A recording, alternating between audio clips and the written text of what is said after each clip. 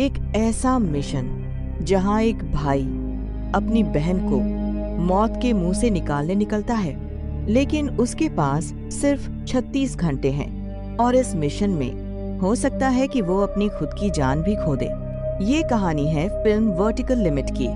एक ऐसी कहानी जहां पहाड़ सिर्फ चढ़ने की जगह नहीं, बल्कि इंसान की हिम्मत, लालच और बलिदान की असली परीक्षा बन जाते हैं। बलिदान की प्रयास साथ इंसान की हिम्मत।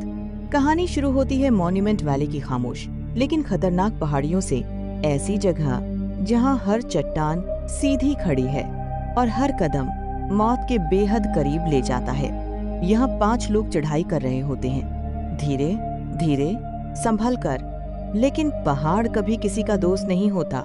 इन 5 लोगों में 3 एक ही परिवार के हैं, पिता रॉयस और उसके दोनों बच्चे एनी और पीटर। रॉयस एक अनुभवी पर्वतारोही है जिसने जिंदगी का बड़ा हिस्सा इन पहाड़ों के बीच बिताया है, लेकिन बाकी 2 लोग उतने अनुभवी नहीं हैं और यही छोटी सी गलती कुछ ही पलों में एक बड़े हादसे में बदलने वाली थी। ऊपर चढ़े दोनों लोगों का अचानक संतुलन बिगड़ता है, उनका पैर फिसलता है और अगले ही पल वो सीधे नीचे गिरने लगते हैं। लेकिन असली डर अभी शुरू होता है, क्योंकि ये 5 एक ही रस्सी से बंधे हुए थे। उनके गिरते ही बाकी तीनों भी खिंच जाते हैं और अब 5 लोग हवा में लटक रहे हैं। नीचे हजारों फीट गहरी खाई और ऊपर बस एक कमजोर सहारा। वो रस्सी इतनी मजबूत नहीं थी कि 5 लोगों का वजन संभाल सके। धीरे धीरे वो टूटने की कगार पर पहुंच रही थी। हवा तेज होती जा रही थी और हर सेकंड मौत करीब आ रही थी। तभी अचानक ऊपर वाले दोनों लोगों की तरफ की रस्सी टूट जाती है और वो दोनों पलक झपकते ही खाई में गायब हो जाते हैं। अब सिर्फ 3 लोग बचे हैं, रॉयस, पीटर और एनी। लेकिन खतरा अभी खत्म नहीं हुआ। रस्सी जिस हुक से बंधी थी वो धीरे धीरे बाहर निकल रहा था। रॉयस समझ जाता है कि अगर तुरंत कुछ नहीं किया गया तो तीनों के तीनों मर जाएंगे। वो एनी से कहता है कि वो किसी दरार में क्लैंप लगाने की कोशिश करे। एनी पूरी ताकत लगाती है, उसके हाथ कांप रहे होते हैं, लेकिन वो उस दरार तक पहुंच ही नहीं पाती। अब रॉयस एक ऐसा फैसला लेता है जो शायद कोई भी पिता नहीं लेना चाहेगा। वो अपने बेटे पीटर की तरफ देखता है। उसकी आंखों में डर नहीं, बल्कि एक अजीब सा सुकून होता है। वो कहता है, पीटर, चाकू निकालो और मेरी रस्सी काट दो। एनी जोर जोर से चिल्लाती है। वो पीटर को रोकती है। पीटर के हाथ कांप रहे होते हैं, उसकी आंखों में आंसू हैं। वो ये कैसे कर सकता है, अपने ही पिता को? लेकिन रॉयस जानता है अगर ये नहीं हुआ तो तीनों मर जाएंगे। वो आखिरी बार अपने बेटे से कहता है, तुम जानते हो क्या करना है। और फिर भारी दिल से आंसुओं के साथ पीटर रस्सी काट देता है। रॉयस तेजी से नीचे गिरता है और अपनी जान दे देता है। अपने बच्चों को बचाने के लिए 3 साल बाद वो दिन आज भी पीटर के दिमाग से नहीं निकला था। उसने पहाड़ों को हमेशा के लिए छोड़ दिया। अब वो नेशनल जियोग्राफिक के लिए काम करता है, कैमरे के पीछे, दूर से। लेकिन किस्मत उसे फिर उसी जगह खींच लाती है। उसे पता चलता है कि उसकी बहन एनी कदों पर चढ़ने जा रही है। कदों दुनिया की दूसरी सबसे ऊंची और सबसे खतरनाक चोटियों में से एक। एनी अब एक मशहूर पर्वतारोही बन चुकी है। दुनिया उसे जानती है, लेकिन उसके दिल में अब भी एक गुस्सा है अपने भाई के लिए।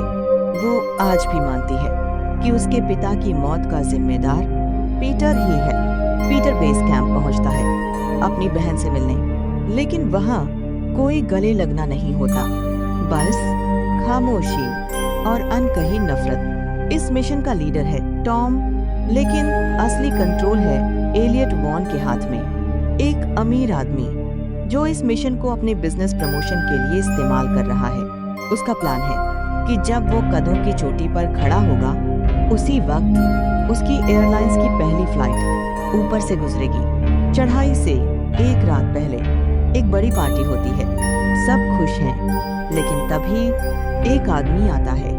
विका एक अनुभवी क्लाइंबर जो पहले भी कदों पर जा चुका है। वो एलियट को चेतावनी देता है, अगर मौसम बदल गया तो यहाँ कोई नहीं बचेगा।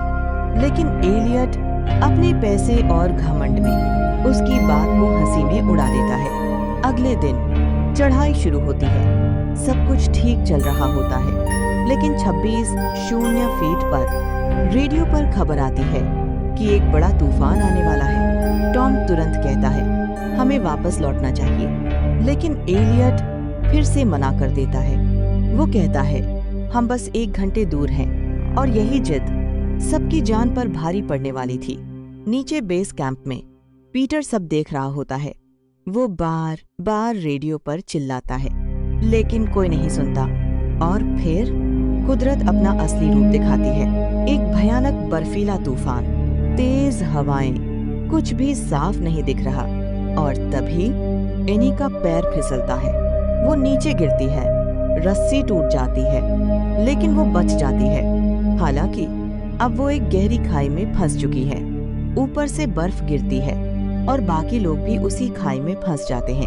अब 3 लोग बर्फ के नीचे जिंदा दफन हैं। एनी, टॉम और एलियट। रेडियो काम नहीं कर रहा, लेकिन एनी मॉर्स कोड जानती है। वो पत्थरों की मदद से सिग्नल भेजती है और नीचे पीटर तक वो मैसेज पहुंच जाता है। अब उसके पास सिर्फ 36 घंटे हैं। अपनी बहन को बचाने के लिए अब वक्त उनके खिलाफ था। इतनी ऊंचाई, इतनी ठंड और ऑक्सीजन की कमी। इन तीनों के पास जिंदा रहने के लिए बहुत कम समय बचा था। नीचे बेस कैंप में पीटर 1 सेकंड भी बर्बाद नहीं करता। वो फैसला करता है कि चाहे कुछ भी हो जाए, वो अपनी बहन को बचाकर ही वापस आएगा। लेकिन ये काम आसान नहीं था। उन्हें सही लोकेशन नहीं पता थी और ऊपर तक पहुंचना खुद मौत को दावत देने जैसा था। इसीलिए वो आर्मी की मदद लेता है, जहां से उसे मिलते हैं नाइट्रोग्लिसरीन के खतरनाक बम, इतने खतरनाक कि हल्का सा झटका भी उन्हें उड़ा सकता था। अब एक टीम तैयार की जाती है, कुछ लोग पैसों के लालच में और कुछ हिम्मत के दम पर। लेकिन इस मिशन के लिए एक और इंसान की जरूरत थी, विक, जो पहले ही इन पहाड़ों की सच्चाई देख चुका था, जिसने अपनी पत्नी को यहीं खो दिया था। शुरू में वो मना कर देता है क्योंकि वो जानता है ये मिशन लगभग नामुमकिन है। लेकिन जब उसे पता चलता है कि ये रॉयस का बेटा है, वही रॉयस जिसके साथ वो कभी चढ़ाई कर चुका था, तो आखिरकार वो तैयार हो जाता है। लेकिन एक शर्त पर, ये कोई एडवेंचर नहीं है, ये रेस्क्यू मिशन है और यहाँ हर फैसला मेरा होगा। उधर बर्फ के नीचे फंसे तीनों लोगों की हालत हर मिनट के साथ खराब होती जा रही थी। ऑक्सीजन कम हो रही थी, ठंड शरीर को सुन्न कर रही थी और सबसे ज्यादा खराब हालत थी टॉम की। उनके पास एक दवा थी जो उन्हें जिंदा रख सकती थी, लेकिन वो बहुत कम थी। एलियट, जो पहले से ही स्वार्थी था, वो अपनी दवा किसी के साथ शेयर नहीं करना चाहता था। वो चाहता था कि बाकी लोग जल्दी मर जाएं, ताकि वो ज्यादा देर तक जिंदा रह सके। लेकिन एनी ऐसा नहीं कर सकती थी। वो छुपकर अपने हिस्से की दवा टॉम को दे देती है। उधर बाहर पीटर और विक की टीम अपनी जान हथेली पर रखकर आगे बढ़ रही थी। रास्ता बेहद खतरनाक था, हर कदम मौत के करीब ले जा रहा था। अचानक एक हादसा होता है, एक बम फिसल जाता है और जैसे ही वो गिरता है, एक भयानक धमाका होता है। पूरा पहाड़ हिल जाता है और टीम के 2 लोग वहीं मारे जाते हैं। इस धमाके के बाद बर्फ खिसकती है और विक को कुछ दिखता है। वो पास जाता है और जो वो देखता है, उसे देखकर उसकी सांसें थम जाती हैं। वो उसकी पत्नी थी। 4 साल बाद उसी हालत में विक चुपचाप उसके पास बैठ जाता है और उसकी अंगूठी निकालकर अपने पास रख लेता है। लेकिन तभी एक और सच्चाई सामने आती है। उसे एक मेडिकल बॉक्स मिलता है और उसमें दवा नहीं होती। अब उसे समझ आता है 4 साल पहले उसकी पत्नी क्यों मरी थी। वो अकेली नहीं थी, उसके साथ एलियट भी था और खुद को बचाने के लिए एलियट ने सारी दवा अपने पास रख ली थी और उसकी पत्नी को मरने के लिए छोड़ दिया था। अब विक के अंदर गुस्सा भड़क उठता है।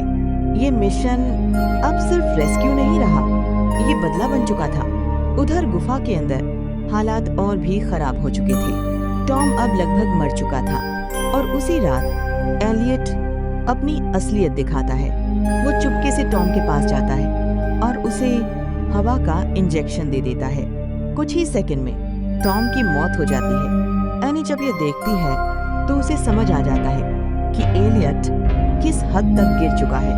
उधर पीटर और विक आखिरकार उस जगह पहुंच जाते हैं। वो आखिरी बम सेट करते हैं और एक बड़ा धमाका करते हैं। गुफा खुल जाती है और रोशनी अंदर आती है। पीटर तेजी से नीचे उतरता है और अपनी बहन को देखता है।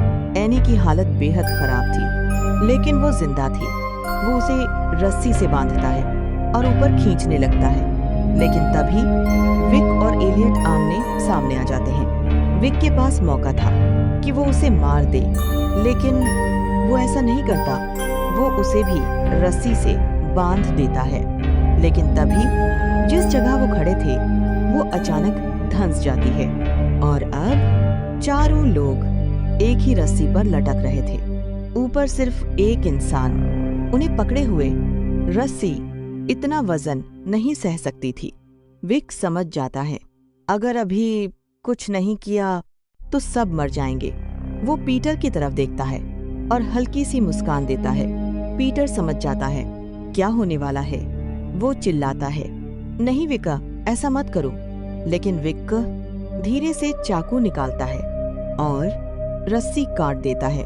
वो और एलियट अंधेरे में गिर जाते हैं। हमेशा के लिए ऊपर पीटर अपनी बहन को बचा लेता है। दोनों नीचे बेस कैंप लौटते हैं। अब एनी की आंखों में नफरत नहीं बल्कि प्यार और सम्मान होता है। वो अपने भाई से कहती है, अगर आज डैड होते तो उन्हें तुम पर गर्व होता। पीटर कुछ नहीं कहता, बस अपनी बहन को गले लगा लेता है। आखिर में वो एक स्मारक बनाता है उन सभी लोगों के लिए जिन्होंने इस मिशन में अपनी जान गंवाई। और इसी के साथ इस कहानी का अंत हो जाता है।